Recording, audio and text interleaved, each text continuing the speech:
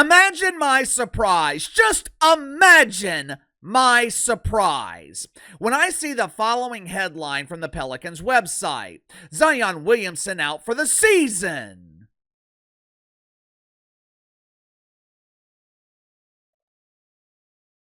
Out for the season? When the hell did he start playing the season? Why is this newsworthy? Why is this even worth a headline? You know what headline I wanted to see from the Pelicans website? Willard Green fired after 4 years of miserable failure. Immediately after that, I wanted to see Dana Griffin, along with his compassion, joy, and mindfulness, are no longer welcome in the city of New Orleans. How can such a rough, tough city have a collection of weak men leading their NBA franchise?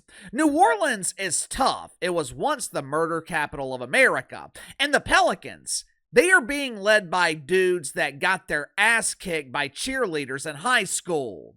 According to the Pelicans, Zion will miss the remainder of the season over a back contusion. Translation: Zion has a bobo on his back, which was probably caused by too much ass sitting. Once you start getting older, ass sitting can cause all kinds of nagging injuries. Maybe, just maybe, if Zion Williamson was playing more basketball instead of playing PlayStation, some of these nagging injuries would disappear.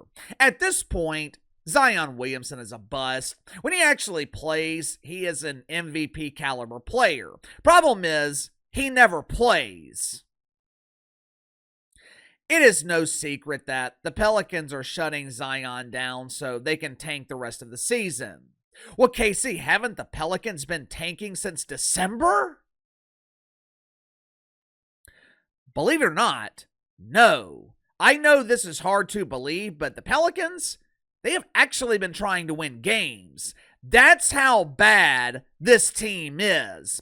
That's what happens when you have the worst coach in the NBA pretending to coach your team. But now, with 2 weeks left in the season, the Pelicans are finally admitting that they are trying to lose. Hell, damn near a third of the league is trying to lose. Utah Jazz, they have been tanking for the last 2 years. The Hornets, the Sixers, who had playoff aspirations going into the season, they're tanking. Every year, it's the same problem in the NBA. By the time we get to January, maybe February, seems like a third of the league is intentionally losing. It's a problem that Alice Silver has tried to address, but failed, mainly because Alice has no idea how to solve problems. If you don't believe me, just look at the annual disaster known as the All-Star Game. But yesterday, The Athletic came up with an interesting solution to solve the tanking problem in the NBA. Actually, they came up with 5 solutions, but I think one of these solutions could actually work. Make sure to like and subscribe. You can follow me on Twitter at KC_BTL84. If you happen to stumble upon this video, be sure to check out my main channel, Behind the Line. The link to the main channel is in the description below. For those that don't know how the NBA draft works, the bottom 14 teams in the league, they are entered into a draft lottery. The team at 14, they have a 0.5% chance of winning the number 1 pick. As you move up the rankings of worst teams in the league, your odds steadily increase, with the worst 3 teams in the league having a 14% chance of winning the lottery. The Athletic, they came up with an interesting solution. What if the 2 worst teams in the NBA were automatically given the 4th and 5th picks? This could work. It would damn sure stop teams from intentionally losing. Teams like the Wizards and the Jazz, they would be fighting to win late in the season. It would almost be like a mini playoff with the worst teams in the league fighting to not be the worst 2 teams in the league. What a novel concept. Professional basketball teams actually competing to win basketball games. Of course, there is one small problem with this solution from The Athletic. They're assuming NBA players actually want to play. This has been a brutal season for the NBA. Fans are convinced that games are rigged. The Mavs made arguably the worst trade in the history of professional sports. The entire league has given up on Zion Williamson. Normally when we talk about bust, we're talking about guys that were supposed to be great. They were supposed to be dominant, but their games just never translated to the NBA level. That is not the case with Zion. This dude is dominant when he plays. There was a stretch of this season where Zion Williamson was arguably the best player in the league. But this dude can't stay on the floor. Zion went from being the next face of the NBA to being another unrecognizable face in the NBA. The Pelicans are never on national television. The Smoothie King Center is empty every night. Watch what happens this offseason. I guarantee you, starting around June, we'll start hearing whispers about Zion's conditioning.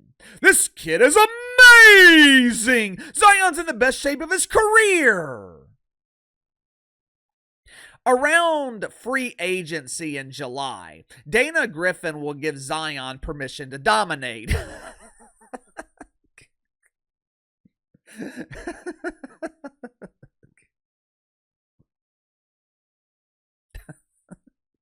Permission to dominate. August, we'll see a clip or two of Zion over in China dunking on some dude that's 5'3" in high heels. Once training camp rolls around in September, the Pelicans, they will be hyping Zion as being born again. At 26 years old, he's finally ready to play basketball. By the time of the first game of the season in mid-October, Zion will be listed as doubtful because he missed the bus. It is the same process over and over and over. Next season is going to be year 7.